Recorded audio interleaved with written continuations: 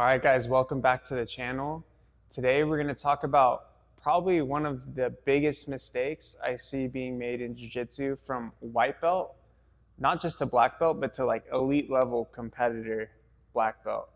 Okay, and we kind of touched on this a little bit in our previous videos about the turtle position, but today we're going to talk about the quad pod.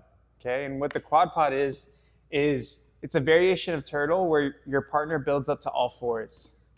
Now, the biggest thing, and I guarantee after this video, if you guys go to the training room and either you do the quad pod or watch rounds, everybody in jiu-jitsu, as soon as someone goes quad pod, they jump on the back and then you see them slide off every single time.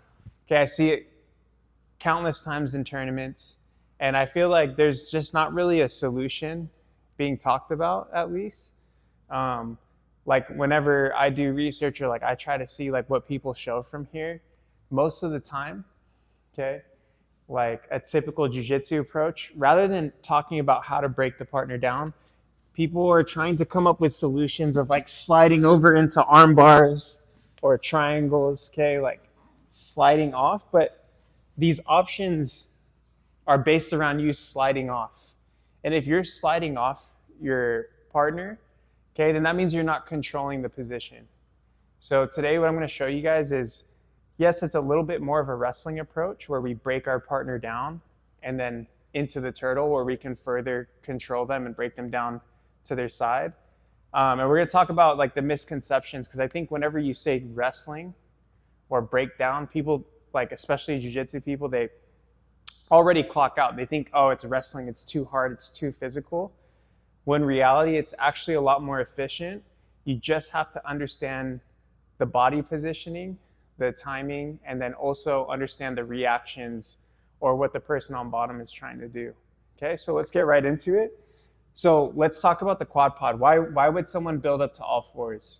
So usually someone's gonna build up to all fours because they're gonna try to shake you off to off the top, or they're gonna build up to all fours. So let's say I'm in turtle, okay?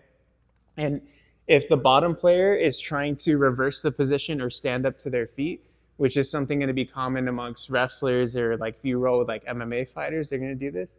Okay, Nate's going to rotate into a quad pod. And then from here, he's either going to do one of two things mainly. He's going to keep rotating his hips out so he can step around me and then reverse the position via sweeping. Go ahead, Nate. Boom. He could sweep me. Okay. Or, right, if he can't rotate, or he can't get this leg behind my leg, he's going to rotate to get to his knee here where he connects his elbow to his hip, and then he's going to try to knee slide and then lunge up to his feet and break away. So usually the quad pod is the foundation to the bottom person either getting up or reversing the position. Okay, so again, we already talked about it. Usually the typical jiu-jitsu player or practitioner's response is when someone quad pods, they want to jump on the back.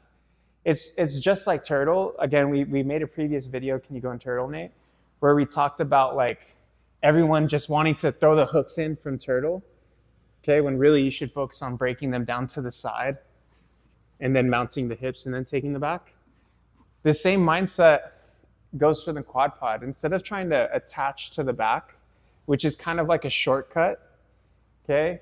It's a shortcut, but it's really not as effective as you think, okay? What we need to focus on is one, riding the hips, meaning maintaining hip connection, and then breaking our partner down, okay? So let's talk about what we can do to solve this issue. So whenever you have someone in the quad pod, okay, you know, like I said, they're either gonna circle away so that they can step behind you, okay, or they're gonna pivot to a knee and build up. So in order to cancel out them sliding out and stepping behind, what we need to do is we need to maintain hip-to-hip connection. So if I'm on Nate's left side, I want to attach my right hip to his hip, okay, and I'm not draping all my weight on him, okay? What I'm doing is I'm putting my legs in a position where I'm kind of wedging his hips in. So I have one leg, okay, one leg behind the butt. The other leg, I just call it like a knee block here. Okay, and as Nate begins to rotate, I just follow his hips with my feet. Notice how my hands aren't even locked here. Okay, you could keep an S grip. Okay, so like if Nate's spinning, go ahead, Nate, I'm just gonna follow Nate's hips. So I'm really in my legs, okay, and I'm staying on his hip here. Okay, now the first breakdown, if Nate's not rotating, okay, what I'm gonna do is take an S grip. I'm gonna start driving my weight over the cross shoulder. My left knee is gonna block Nate's knee, okay? And I'm gonna take short choppy steps and I'm gonna wait for Nate to adjust. When he adjusts, I'm gonna take my right foot and scoop his leg out. Now I've broken him down to a knee. You guys can circle to the other side and continue to break your partner down, okay? But here, the importance is timing. Like whenever I teach this and people try it in class, what I see is, go ahead, all fours, Nate. Is people get here and they just try to scoop the leg out, scoop it out, right? You don't want to do it when your partner is static, meaning if Nate's just holding the position, their leg's going to be stiff because they're grounding a lot of weight into it. What you want to do is start applying a little bit of pressure. So look how I block the knee. Look, short, choppy steps. And when Nate goes to adjust, that's when I scoop it. So when he starts to crawl, okay, someone who does this very well is, I actually got it from Marab, okay, the MMA fighter, right? He does it against the cage, but he's known for his gas tank. It's not just his cardio, it's his technique's very efficient. So watching him break people down relentlessly, he's just loose on top. His arms are relaxed and he's waiting for the person on bottom to move and then he just scoops out the leg. Okay, so that's the first one. The second one, what happens if your partner's constantly trying to adjust their hips? So circle out, Nate, like that. Okay, if I want to slow down my partner's ability to circle out, okay, what I'm going to do, so instead of being here where my hips are square, I want to rotate my back leg and be more like this. Again, the position looks very similar to like if I had Nate against the wall. Okay, and this is something I learned watching Khabib as well, more from MMA, but it still works very effective in jiu-jitsu, both gi and nogi, right? Imagine like right here, Khabib was so good at anchoring his hip here, okay, and he would just weigh on them with his body, driving his legs, and then the other hand was free to start punching. Okay, but the way I've adapted it just for pure grappling, because obviously we don't strike, is if Nate tries to turn, so I have my seatbelt hook or my seatbelt arm, and from here, I'm not squeezing with my arm, I'm just engaging my back so I could latch onto him. And then my leg, the leg that's behind the butt, I'm turning the hip like this. So I'm almost like in this like lunge position. So if Nate starts rotating, look right here, okay? Now notice how this knee, so I'm latched to his hip. This knee is blocking this leg. So Nate's rotating. Remember, he wants to try to step behind, right? But this leg is blocking his leg. So when he makes, again, everything's about timing. When he makes that attempt to escape the leg, I'm going to drive, instead of the cross shoulder like the first one, I'm going to drive my weight over this shoulder. So watch what happens to Nate. We'll circle here. So here, I would probably ideally take an S grip. Nate's trying to circle away. And when he tries to take the leg out, I'm just going to slowly drive him forward over this near side hand. Look at how that just already broke him down to turtle. And now we can continue on with whatever turtle breakdowns we like to use. Okay, but the whole point is breaking them down little by little into a less athletic position. Okay, so let's see that one again. So this one I would use if your opponent's very aggressive and circling their hips away from you. So as he circles, look, I'm going to pivot this hip. You see how my knee drops?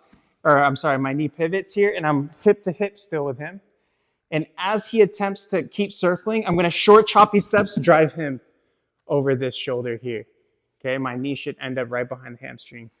Versus in the first one, maybe my opponent just QuadPods and he's static, meaning he's not really moving. He's just waiting right here. So then in that case, I knee block, short choppy steps over the cross shoulder, and then when that makes him move, that's when I scoop the leg out. Okay, so one, they're not moving, and you create a situation that makes them move, and then you scoop the leg. The second one is they're aggressively moving, so you slow down their ability to move, and then you block the knee, or use your hip to block and drive over the near shoulder. Okay, guys, so hopefully that helps. Again, I want you guys to definitely try this in the training room and also look out for it. You guys are going to see it so many times. Like I said, a lot of high level matches where people are jumping on the back and falling off. And I just think it's something that's kind of like people either look over it or just no one really talks about it. And it's a big issue. And I think that we can use that knowledge and like just adapt the jiu-jitsu style, because it's obviously not working. It's barely working in jiu-jitsu. For sure in MMA, it's not working. I don't remember the last time someone jumped on the back and is able to break them down. So I think it's a good skill, especially if you fight MMA, but really just as a grappler in all, you should really focus on being disciplined about breaking people down versus jumping on the back. All right, guys, that helped. Please leave a comment. Let us know anything else you guys want to see, or if this information helps you guys. We want to continue putting out great content for you guys. And as always, if you guys can, to support our channel, please like and subscribe. All right, guys, see you on the next one.